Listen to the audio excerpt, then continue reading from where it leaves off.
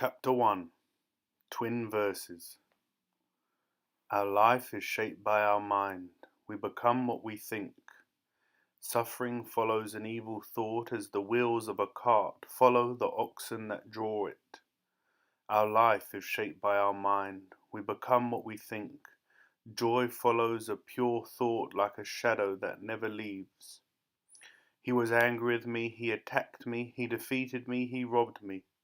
Those who dwell on such thoughts will never be free from hatred.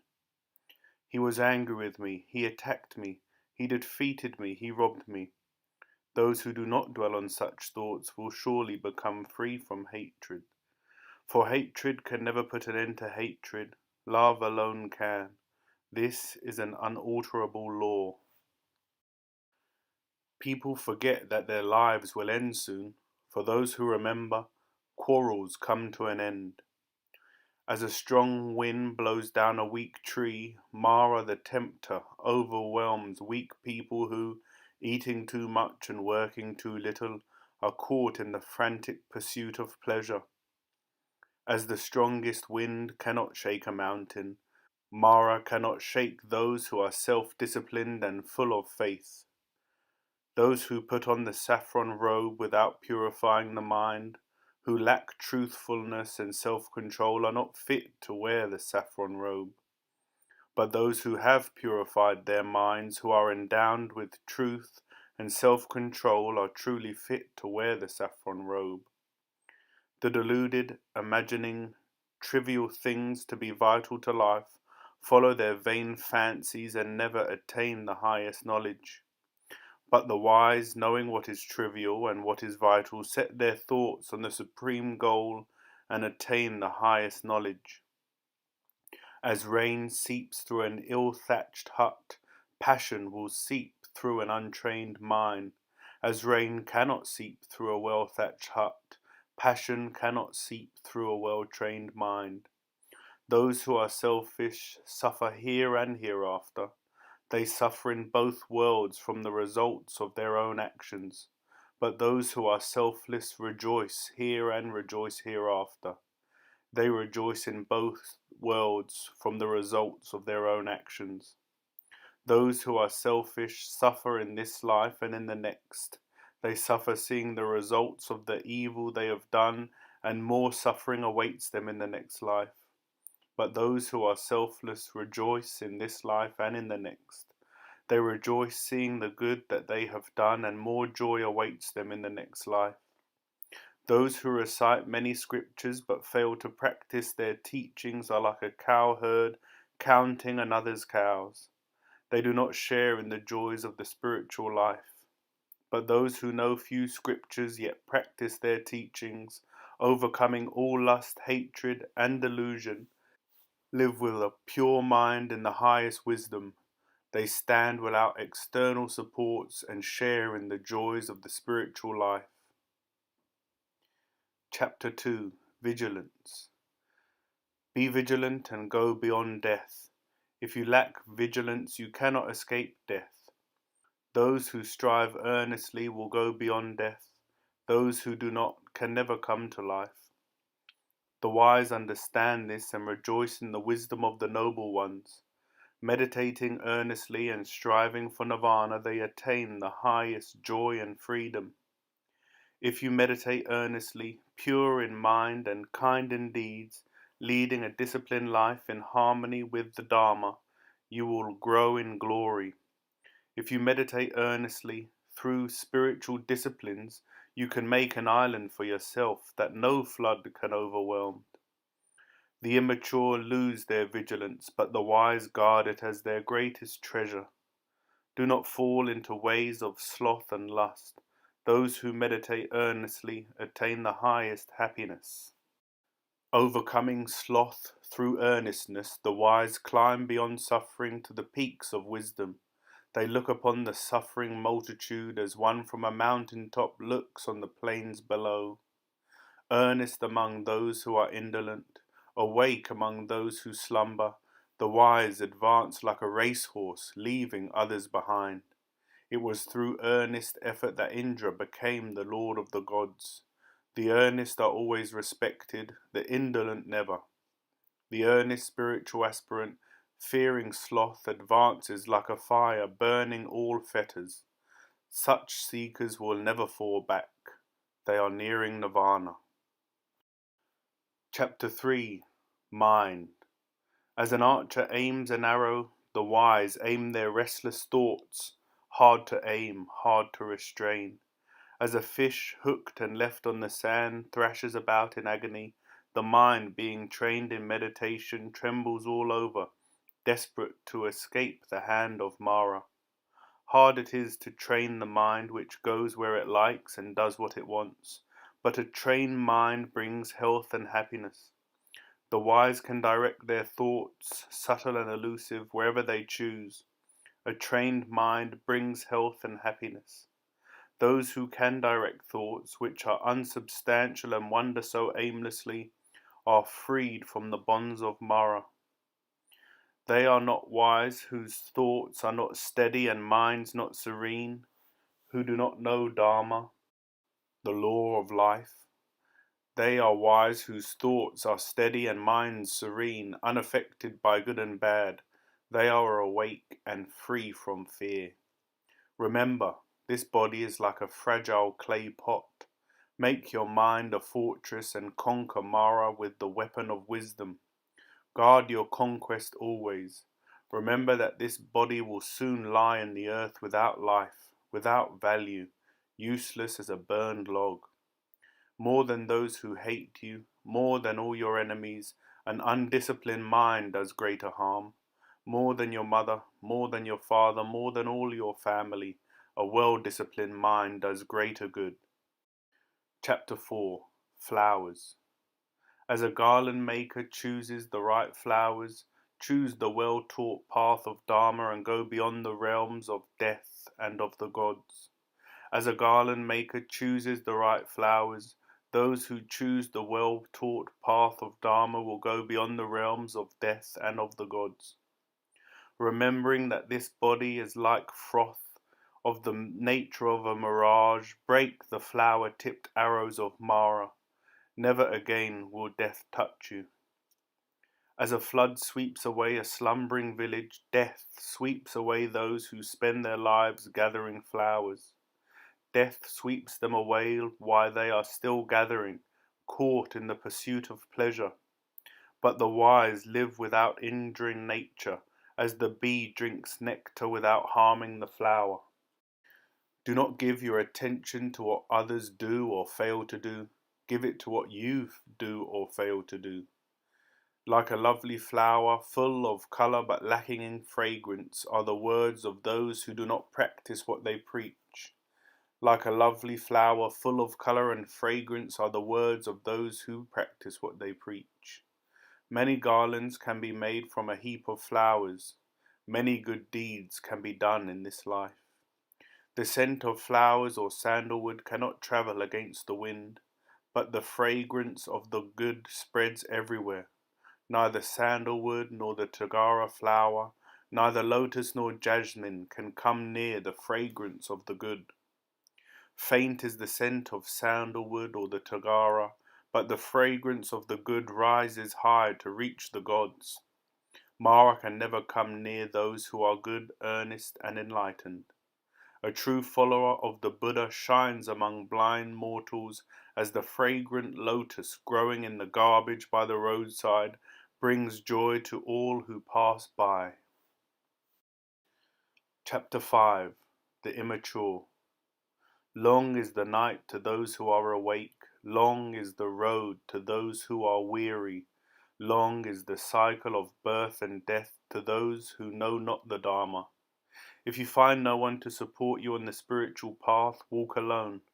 There is no companionship with the immature. They think these children are mine, this wealth is mine. They cannot even call themselves their own, much less their children or wealth. The immature who know they are immature have a little wisdom, but the immature who look on themselves as wise are utterly foolish. They cannot understand the Dharma even if they spend their whole life with the wise. How can the spoon know the taste of soup? If the mature spend even a short time with the wise, they will understand Dharma, just as the tongue knows the taste of soup. The immature are their own enemies, doing selfish deeds which will bring them sorrow. That deed is selfish which brings remorse and suffering in its wake, but good is that deed which brings no remorse, only happiness in its wake.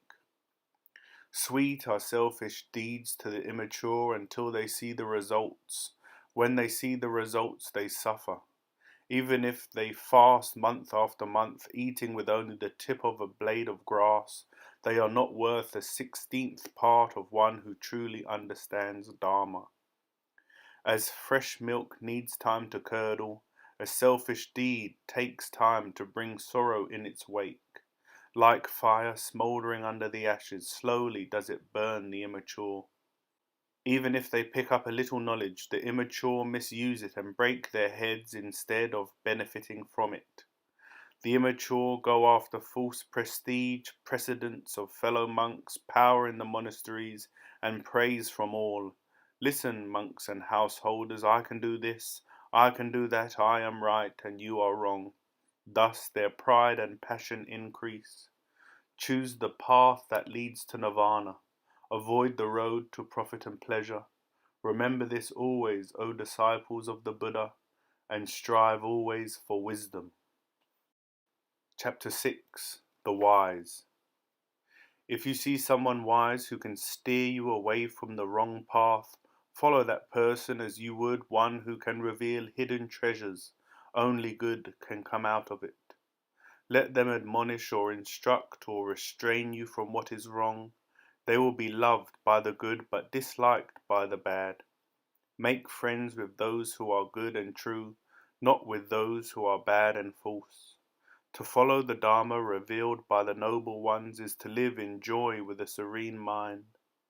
As irrigators lead water where they want, as archers make their arrows straight, as carpenters carve wood, the wise shape their minds.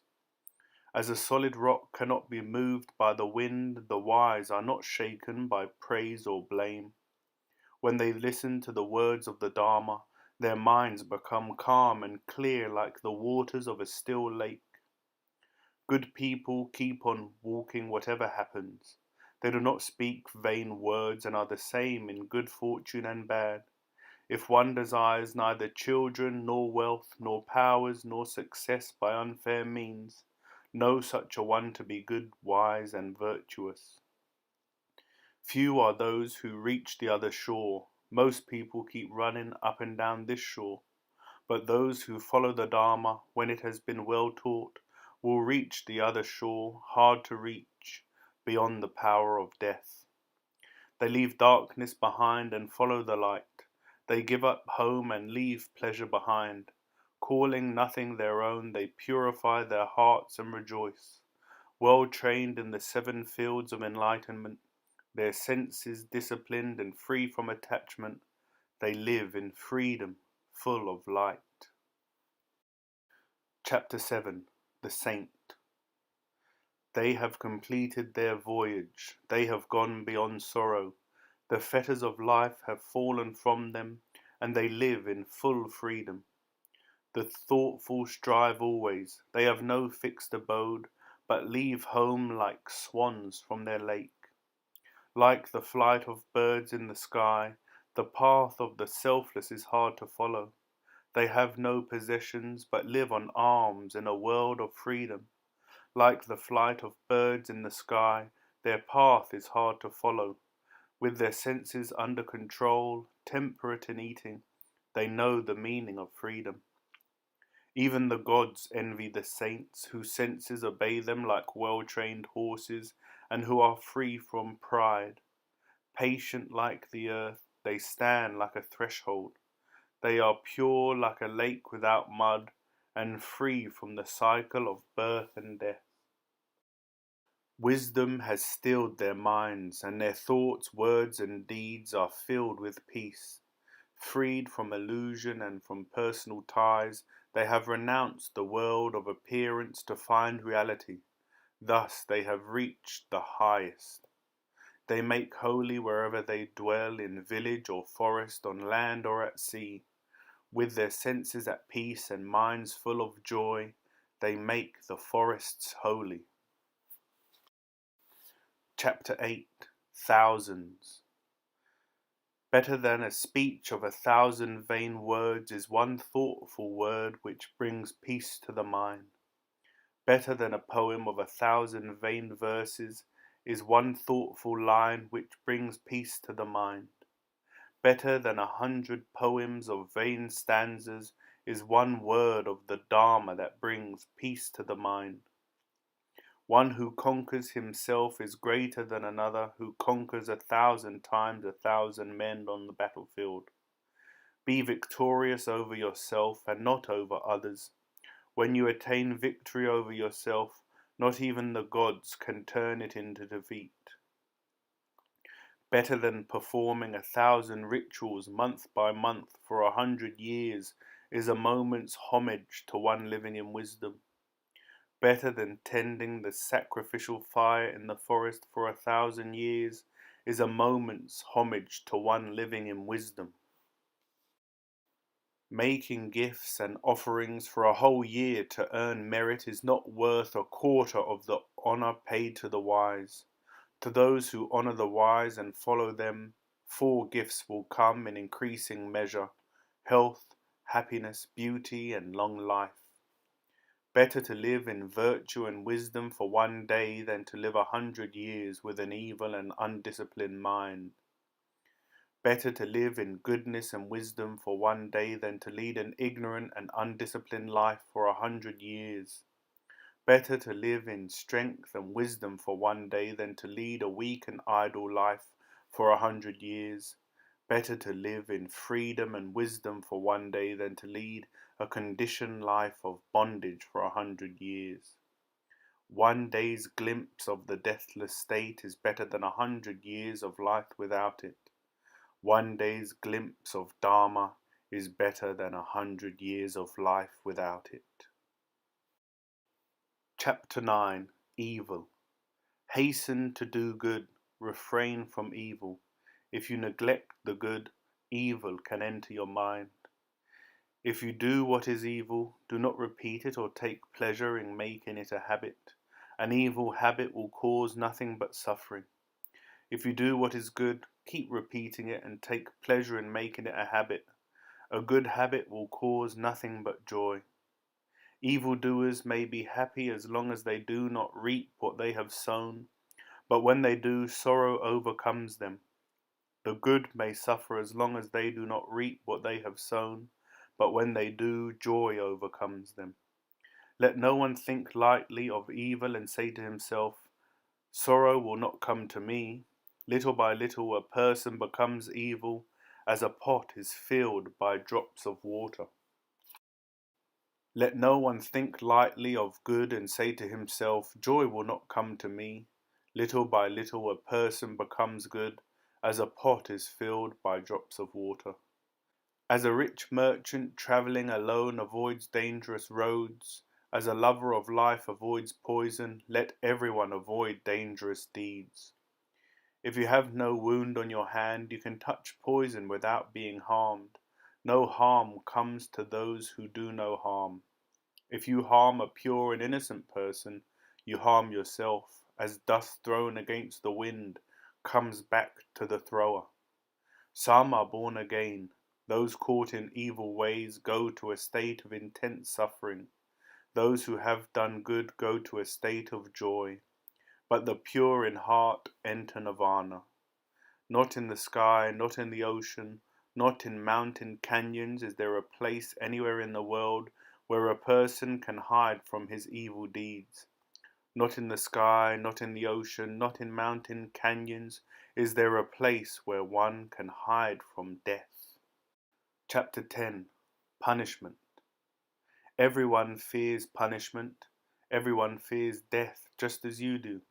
Therefore do not kill or cause to kill. Everyone fears punishment. Everyone loves life as you do. Therefore do not kill or cause to kill. If, hoping to be happy, you strike at others who also seek happiness, you will be happy neither here nor hereafter. If, hoping to be happy, you do not strike at others who are also seeking happiness, you will be happy here and hereafter. Speak quietly to everyone, and they too will be gentle in their speech. Harsh words hurt and come back to the speaker.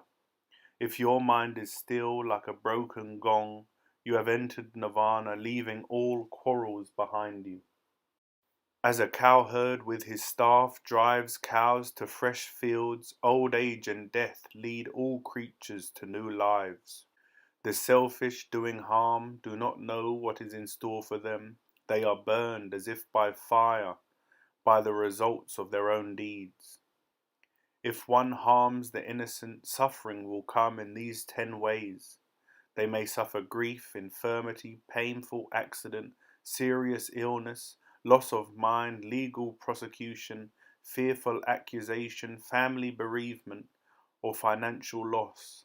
Or their house may burn down, and after death they may be thrown into the fire of suffering. Going about with matted hair, without food or bath, sleeping on the ground smeared with dust, or sitting motionless, no amount of penance can help a person whose mind is not purified.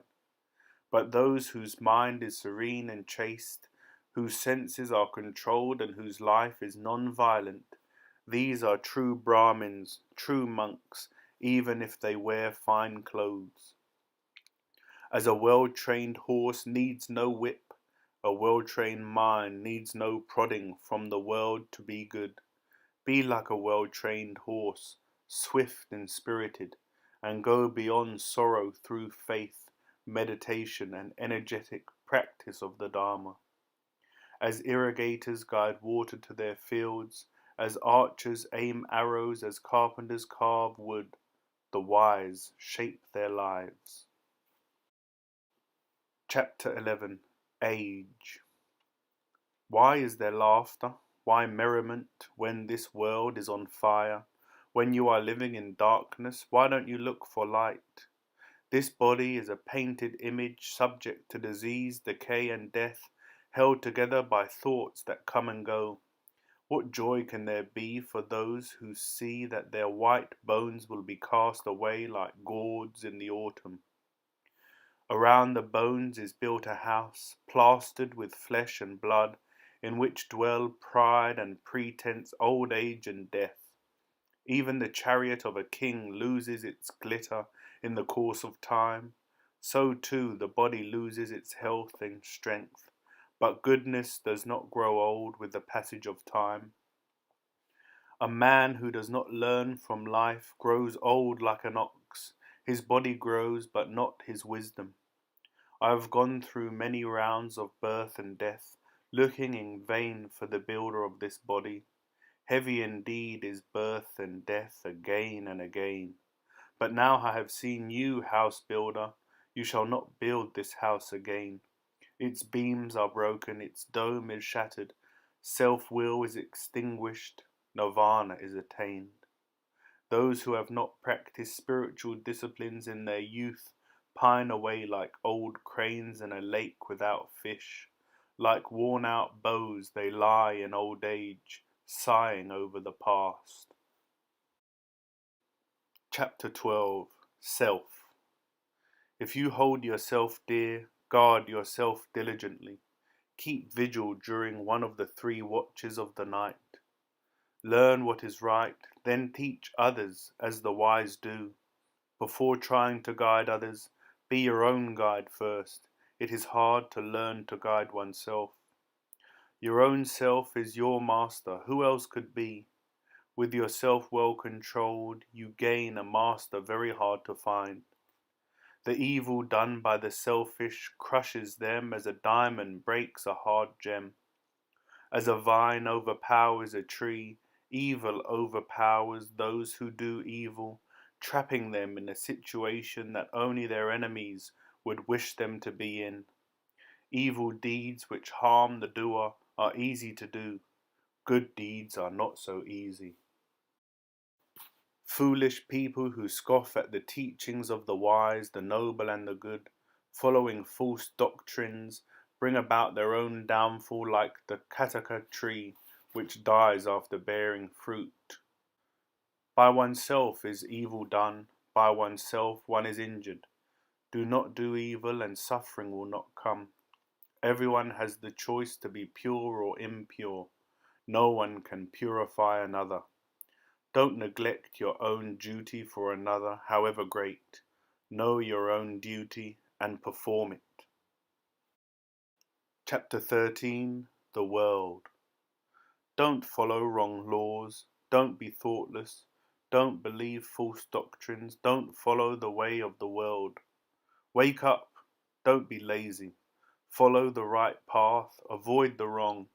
You will be happy here as well as hereafter. Look on the world as a bubble. Look on it as a mirage. Then the king of death cannot even see you. Come, look at this world. Is it not like a painted royal chariot? The wise see through it, but not the immature. When those who are foolish become wise, they give light to the world like the full moon breaking through the clouds. When their good deeds overcome the bad, they give light to the world like the moon breaking free from behind the clouds. In this dark world few can see. Like birds that free themselves from the net, only a few find their way to heaven. Swans fly on the path of the sun by their wonderful power. The wise rise above the world after conquering Mara and his train. He who transgresses the central law of life, who speaks falsely or scoffs at the life to come, is capable of any evil.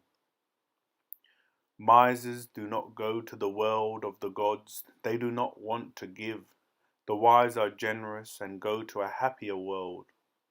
Better than ruling this world, better than attaining the realm of the gods, better than being lord of all the worlds is one step taken on the path to nirvana. Chapter 14. The Awakened One. He is the conqueror who can never be conquered, into whose conquest no other can ever enter. By what track can you reach him, the Buddha, the Awakened One, free of all conditioning? How can you describe him in human language, the Buddha, the Awakened One, free from the net of desires and the pollution of passions, free from all conditioning? Even the gods emulate those who are awakened. Established in meditation, they live in freedom, at peace.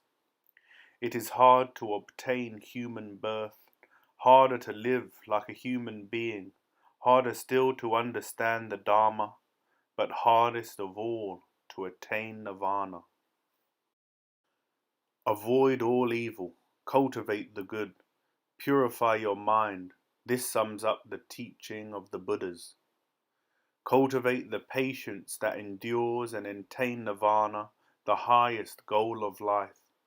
Do not oppress others or cause them pain. That is not the way of the spiritual aspirant. Do not find fault with others, do not injure others, but live in accordance with the Dharma. Be moderate in eating and sleeping, and meditate on the highest. This sums up the teaching of the Buddhas. Even a shower of gold cannot quench the passions. They are wise who know that passions are passing and bring pain in their wake. Even celestial pleasures cannot quench the passions. They are true followers of the Buddha who rejoice in the conquest of desires. Driven by fear, people run for security to mountains and forests, to sacred spots and shrines. But none of these can be a safe refuge because they cannot free the mind from fear. Take refuge in the Buddha, the Dharma, and the Sangha, and you will grasp the Four Noble Truths: suffering, the cause of suffering, the end of suffering, and the Noble Eightfold Path that takes you beyond suffering. That is your best refuge, your only refuge. When you reach it, all sorrow falls away. One like the Buddha is hard to find. Such a one is not born everywhere. Where those established in wisdom are born, the community flourishes. Blessed is the birth of the Buddha, blessed is the teaching of the Dharma, blessed is the Sangha, where all live in harmony. Blessed beyond measure are they who pay homage to those worthy of homage, to the Buddha and his disciples who have gone beyond evil, shed all fear, and crossed the river of sorrow to the other shore. Chapter 15. Joy. Let us live in joy, never hating those who hate us. Let us live in freedom, without hatred even among those who hate. Let us live in joy, never falling sick like those who are sick.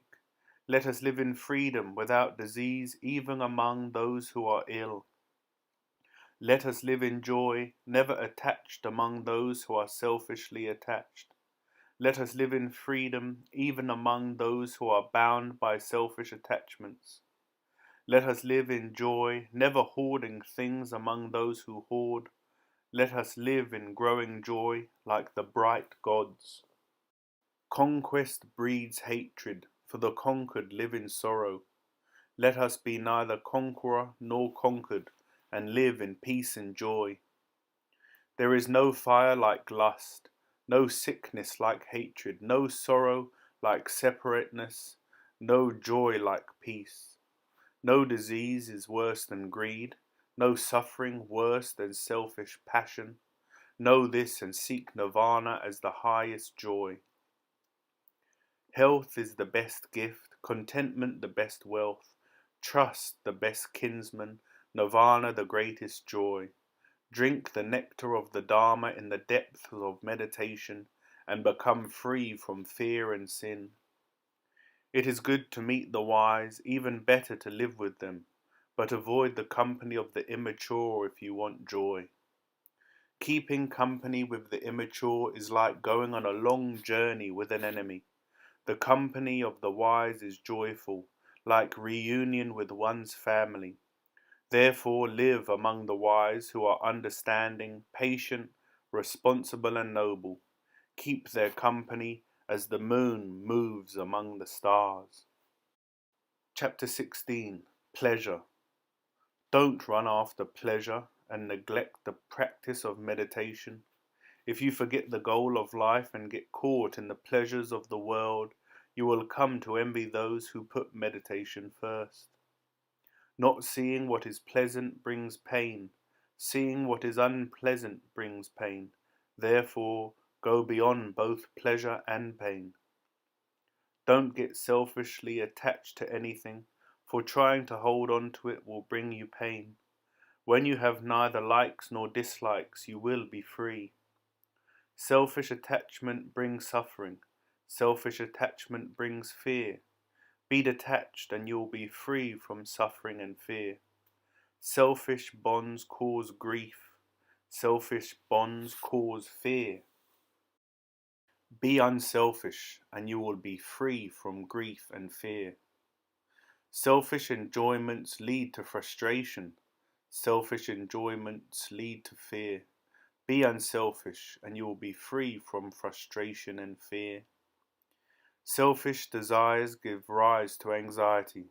Selfish desires give rise to fear. Be unselfish and you will be free from anxiety and fear.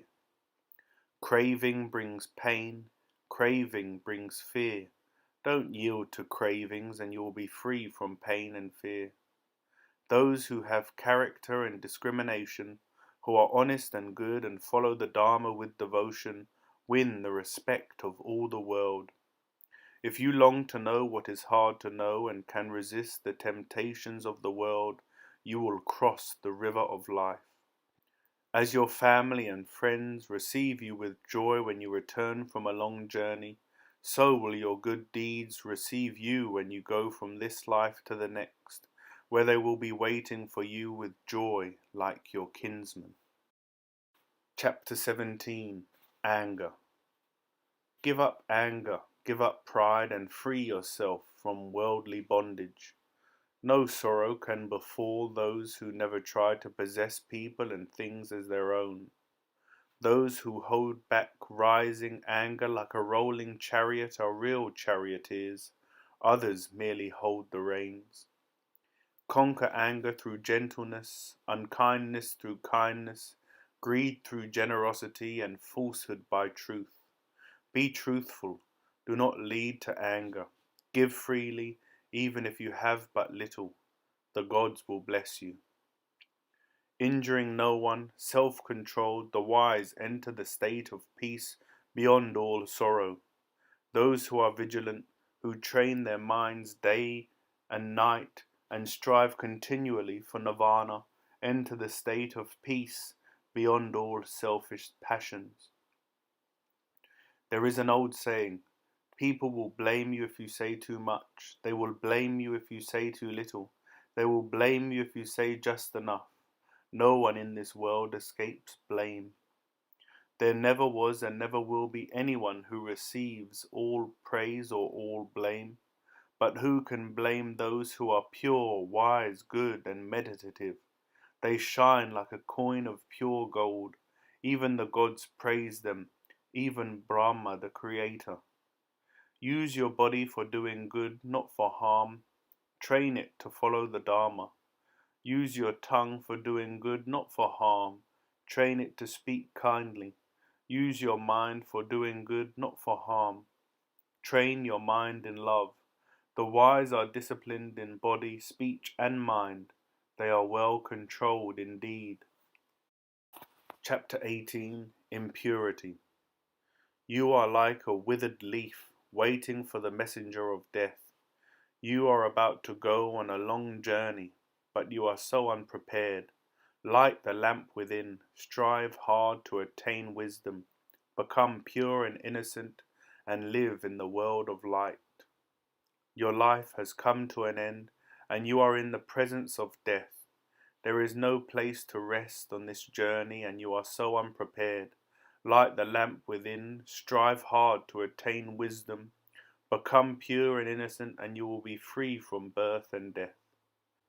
Make your mind pure as a silversmith blows away the impurities of silver, little by little, instant by instant. As rust consumes the iron which breeds it, evil deeds consume those who do them. The mantram is weak when not repeated. A house falls into ruin when not repaired. The body loses health when it is not exercised. The watchman fails when vigilance is lost. Lack of modesty is a drawback in women. Lack of generosity taints those who give. Selfish deeds are without merit here and hereafter, but there is no impurity greater than ignorance. Remove that through wisdom and you will be pure. Life seems easy for one without shame, no better than a crow, a mischief maker, who is insolent and dissolute. Life is hard for one who is humble, gentle and detached, who tries to live in purity. They dig their own graves who kill, lie, get drunk, or covet the wealth or spouse of another. Those who drink to intoxication are digging up their own roots. Any indiscipline brings evil in its wake. Know this and do not let greed and vice bring you lingering pain. Some give out of faith, others out of friendship. Do not envy others for the gifts they receive, or you will have no peace of mind by day or night. Those who have destroyed the roots of jealousy have peace of mind always. There is no fire like lust, no jailer like hate, no snare like infatuation, no torrent like greed. It is easy to see the faults of others. We winnow them like chaff. It is hard to see our own. We hide them as a gambler hides a losing draw. But when one keeps dwelling on the faults of others, his own compulsions grow worse, making it harder to overcome them. There is no path in the sky, there is no refuge in the world for those driven by their desires. But the disciples of the Buddha live in freedom. There is no path in the sky, there is no refuge in the world for those driven by their desires. All is change in the world. but the disciples of the Buddha are never shaken. Chapter 19. Established in Dharma. They are not following Dharma who resort to violence to achieve their purpose, but those who lead others through non-violent means, knowing right and wrong, may be called guardians of the Dharma. One who is not wise because he talks a good deal, they are wise who are patient and free from hate and fear. Dharma is not upheld by talking about it. Dharma is upheld by living in harmony with it, even if one is not learned. Grey hair does not make an elder. One can grow old and still be immature. A true elder is truthful, virtuous, gentle, self-controlled, and pure in mind. Neither pleasant words nor a pretty face can make beautiful a person who is jealous, selfish, or deceitful. Only those who have uprooted such impurities from the mind are fit to be called beautiful. Shaving one's head cannot make a monk of one who is undisciplined, untruthful, and driven by selfish desires. He is a real monk who has extinguished all selfish desires, large and small. Begging alms does not make a bhikshu. One must follow the Dharma completely. He is a true bhikshu who is chaste and beyond the reach of good and evil, who passes through the world with detachment. Observing silence cannot make a sage of one who is ignorant and immature. He is wise who, holding the scales, chooses the good and avoids the bad. One is not noble who injures living creatures. They are noble who hurt no one. Chapter 20. The Path. Of paths the eightfold is the best. Of truths the noble four are best. Of mental states detachment is the best. Of human beings the illumined one is best. This is the path. There is no other that leads to the purification of the mind. Follow this path and conquer Mara. This path will lead to the end of suffering. This path is the path I made known after the arrows of sorrow fell away. All the effort must be made by you. Buddhas only show the way. Follow this path and practice meditation. Go beyond the power of Mara. All created things are transitory. Those who realize this are freed from suffering. This is the path that leads to pure wisdom. All created beings are involved in sorrow. Those who realize this are freed from suffering. This is the path that leads to pure wisdom. All states are without self. Those who realize this are freed from suffering.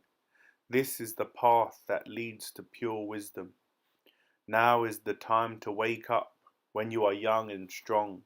Those who wait and waver with weak will and a divided mind will never find the way to pure wisdom. Guard your thoughts, words, and deeds. These three disciplines will speed you along the path to pure wisdom. Meditation brings wisdom. Lack of meditation leaves ignorance. Know well what leads you forward and what holds you back, and choose the path that leads to wisdom. Cut down the whole forest of selfish desires, not just one tree only. Cut down the whole forest and you will be on your way to liberation.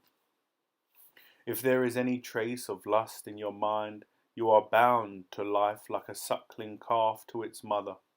Pull out every selfish desire as you would an autumn lotus with your hand. Follow the path to nirvana with a guide who knows the way.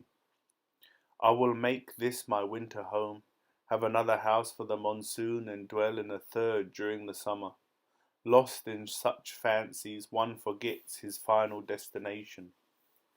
Death comes and carries off a man absorbed in his family and possessions as the monsoon flood sweeps away a sleeping village. Neither children nor parents can rescue one whom death has seized. Remember this and follow without delay the path that leads to nirvana. Chapter 21. Varied Verses. If one who enjoys a lesser happiness beholds a greater one, let him leave aside the lesser to gain the greater. Don't try to build your happiness on the unhappiness of others. You will be enmeshed in a net of hatred.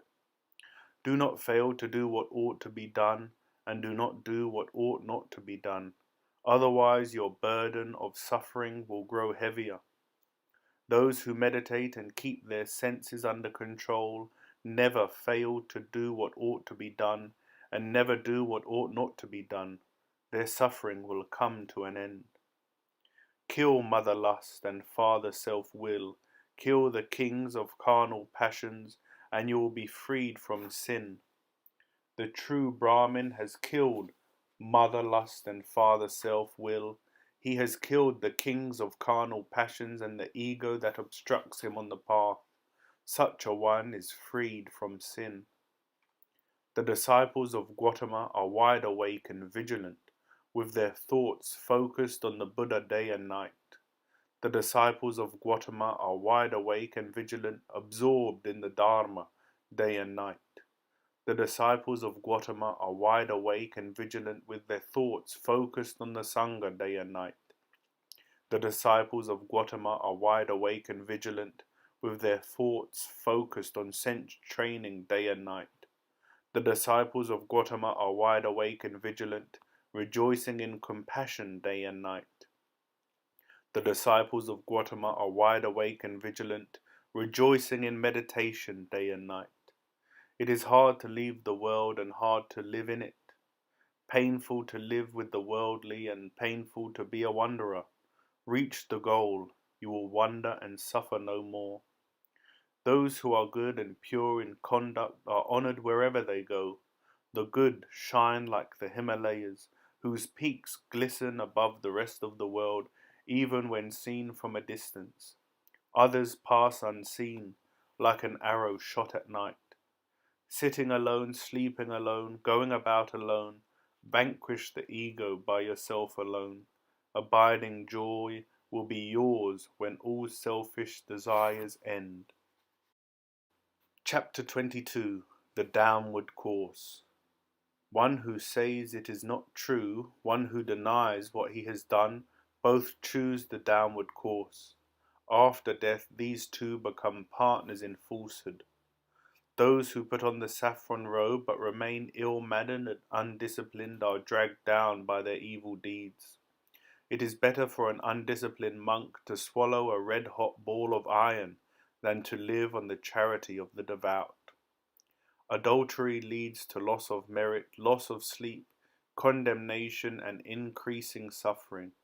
On this downward course, what pleasure can there be for the frightened lying in the arms of the frightened, both going in fear of punishment? Therefore do not commit adultery. As a blade of kusha grass can cut the finger when it is wrongly held, asceticism practiced without discrimination can send one on the downward course. An act performed carelessly, a vow not kept, a code of chastity not strictly observed, these things bring a little reward. If anything is worth doing, do it with all your heart. A half-hearted ascetic covers himself with more and more dust. Refrain from evil deeds which cause suffering later.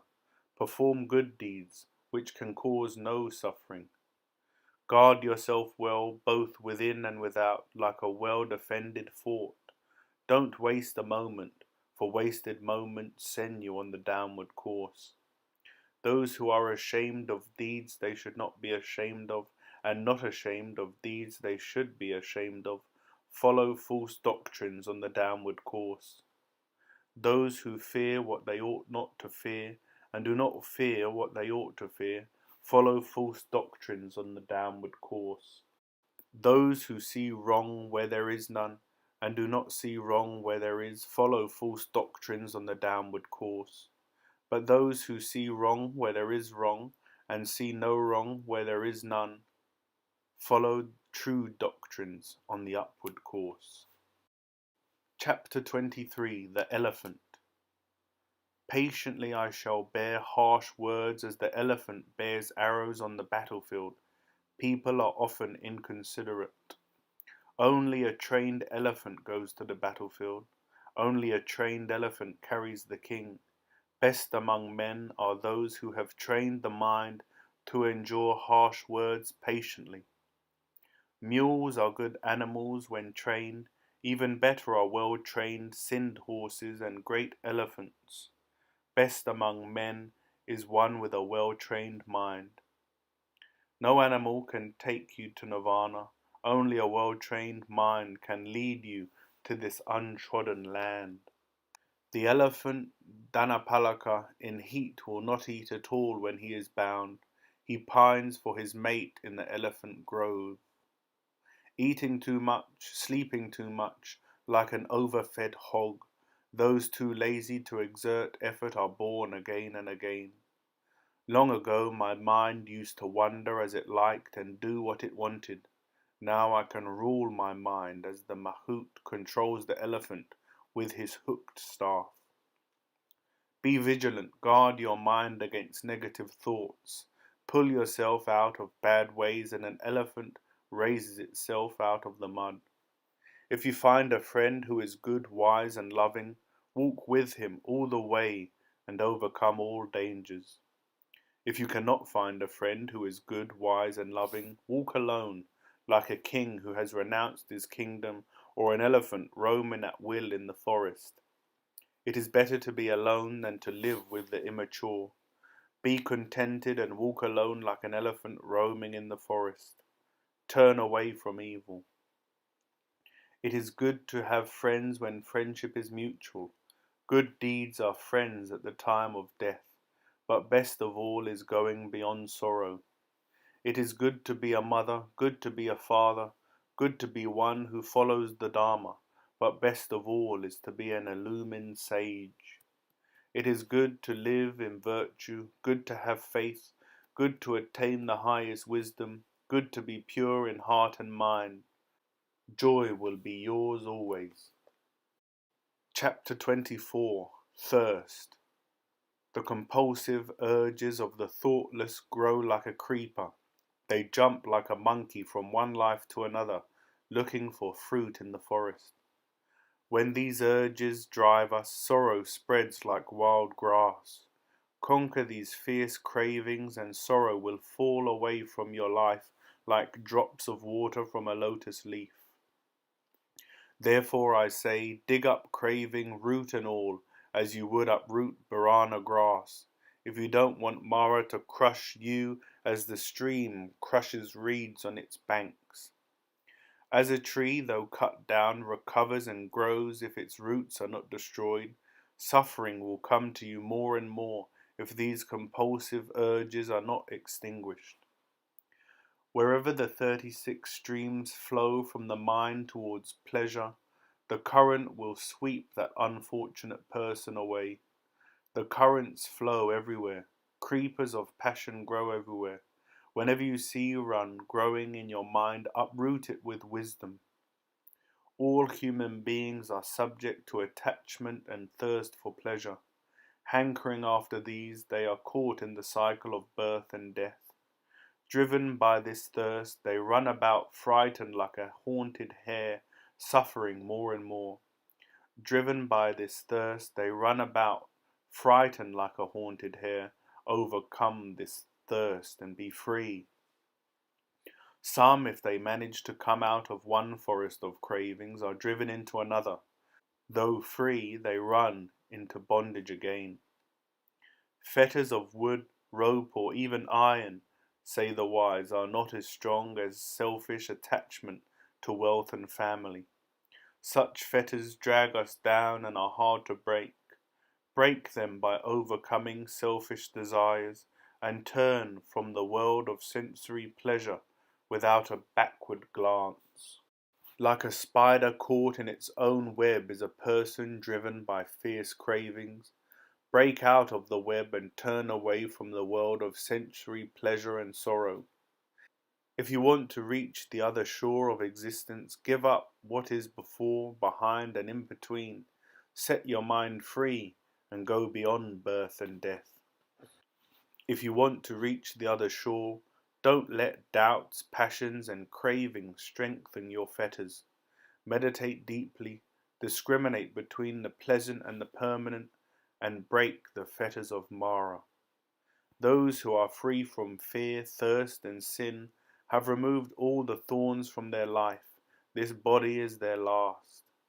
They are supremely wise who are free from compulsive urges and attachment, and who understand what words really stand for. This body is their last. I have conquered myself and live in purity. I know all. I have left everything behind and live in freedom. Having taught myself, to whom shall I point as teacher? There is no gift better than the gift of the Dharma, no gift more sweet, no gift more joyful. It puts an end to cravings and the sorrow they bring. Wealth harms the greedy, but not those who seek nirvana. Of little understanding, the greedy harm themselves and those around them. Greed ruins the mind as weeds ruin fields. Therefore honor those who are free from greed. Lust ruins the mind as weeds ruin fields. Therefore honor those who are free from lust. Hatred ruins the mind as weeds ruin fields. Therefore honor those who are free from hatred. Selfish desires ruin the mind as weeds ruin fields. Therefore honor those who are free from selfish desire. Chapter 25. The Bhikshu. Train your eyes and ears, train your nose and tongue. The senses are good friends when they are trained. Train your body in deeds, train your tongue in words, train your mind in thoughts. This training will take you beyond sorrow. He is a true bhikshu who has trained his hands, feet, and speech to serve others. He meditates deeply, is at peace with himself, and lives in joy. He is a true bhikshu who keeps repeating his mantram, lives simply, and explains the Dharma in sweet words. He is a true bhikshu who follows the Dharma, meditates on the Dharma, rejoices in the Dharma, and therefore never falls away from the Dharma. He is a bhikshu who is content with what he receives and is never jealous of others. Those who are jealous cannot do well in meditation. Even the gods praise the bhikshu who is contented and lives a pure life of selfless service. Free from the desire to possess people and things, he does not grieve over what is not. With friendship toward all and faith in the Buddha's teachings, he will reach the holy state where all is peace. Bhikshu, empty your boat, it will go faster.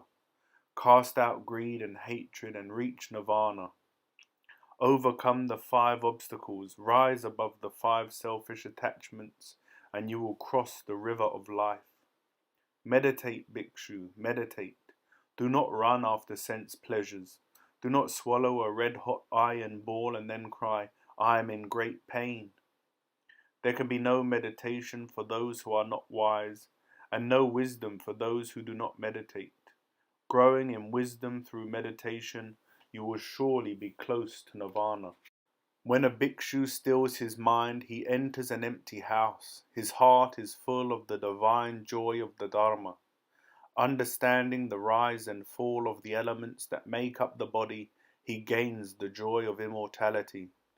Learn to be wise, O bhikshu. Train your senses. Be contented. Follow the teachings of the Dharma and keep pure and noble friends. Be a friend of all. Perform your duties well. Then, with your joy ever growing, you will put an end to sorrow. As the Vasaka plant sheds its faded flowers, O bhikshu, shed all greed and hatred. He is a bhikshu who is calm in thought, word, and deed, and has turned his back upon the allurements of the world. Raise yourself by your own efforts, O bhikshu. Be your own critic. Thus self-reliant and vigilant you will live in joy. Be your own master and protector. Train your mind as a merchant trains his horse. Full of peace and joy is the bhikshu who follows the Dharma and reaches the other shore beyond the flux of mortal life. Full of light is the young bhikshu who follows the Dharma. He lights up the world as the moon lights a cloudless sky. Chapter 26. The Brahmin. Cross the river bravely, conquer all your passions, go beyond the world of fragments and know the deathless ground of life. Cross the river bravely, conquer all your passions, go beyond your likes and dislikes and all fetters will fall away. Who is a true Brahmin? That one I call a Brahmin who has neither likes nor dislikes and is free from the chains of fear. Who is a true Brahmin? That one I call a Brahmin who has trained the mind to be still and reached the supreme goal of life. The sun shines in the day, the moon shines in the night, the warrior shines in battle, the Brahmin in meditation, but day and night the Buddha shines in radiance of love for all.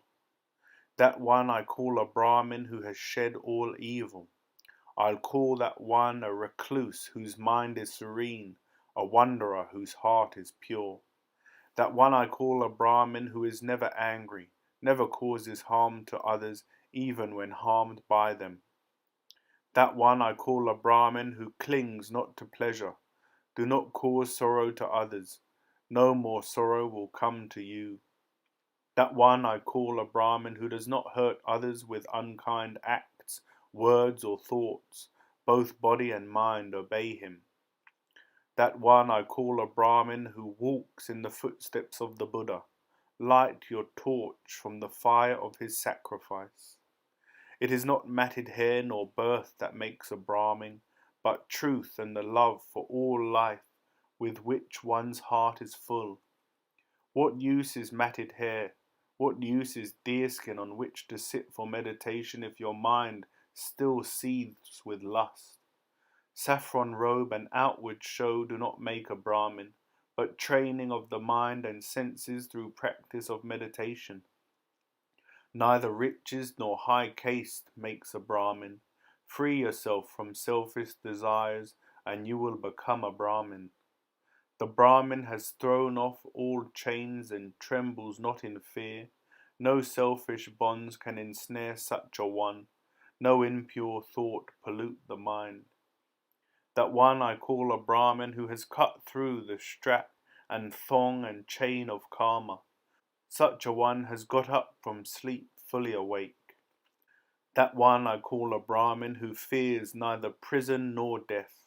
Such a one has the power of love no army can defeat. That one I call a Brahmin who is never angry, never goes astray from the path, who is pure and self-controlled. This body is the last. That one I call a Brahmin who clings not to pleasure, no more than water to a lotus leaf or mustard seed to the tip of a needle. For such a one no more sorrow will come, no more burden will fall. That one I call a Brahmin whose wisdom is profound and whose understanding deep, who by following the right path and avoiding the wrong has reached the highest goal. That one I call a Brahmin whose wants are few, who is detached from householders and homeless mendicants alike. That one I call a Brahmin who has put aside weapons and renounced violence towards all creatures. Such a one neither kills nor helps others to kill. That one I call a Brahmin who is never hostile to those who are hostile towards him, who is detached among those who are selfish and at peace among those at war. That one I call a Brahmin from whom passion and hatred, arrogance and deceit have fallen away like mustard seed from the point of a needle. That one I call a Brahmin who is ever true, ever kind. Such a one never asks what life can give, only, what can I give life? That one I call a Brahmin who has found his heaven, free from every selfish desire, free from every impurity, wanting nothing at all, doubting nothing at all, master of both body and mind. Such a one has gone beyond time and death. That one I call a Brahmin who has gone beyond good and evil and is free from sorrow, passion and impurity. That one I call a Brahmin who has risen above the duality of this world, free from sorrow and free from sin. Such a one shines like the full moon with no cloud in the sky. That one I call a Brahmin who has crossed the river difficult and dangerous to cross, and safely reached the other shore. That one I call a Brahmin who has turned his back upon himself. Homeless, such a one is ever at home. Egoless, he is ever full. Self-will has left his mind, it will never return. Sorrow has left his life, it will never return. That one I call a Brahmin who has overcome the urge to possess even heavenly things and is free from all selfish attachments. That one I call a Brahmin who is free from bondage to human beings and to nature alike, the hero who has conquered the world. That one I call a Brahmin who is free from I, me and mine, who knows the rise and fall of life. Such a one is awake and will not fall asleep again. That one I call a Brahmin whose way no one can know. Such a one lives free from past and future, free from decay and death. Possessing nothing, desiring nothing for their own pleasure, their own profit, they have become a force for good, working for the freedom of all. That one I call a Brahmin who is fearless, heroic, unshakable, a great sage who has conquered death and attained life's goal. Brahmins have reached the end of the way. They have crossed the river of life. All that they had to do is done. They have become one with all life.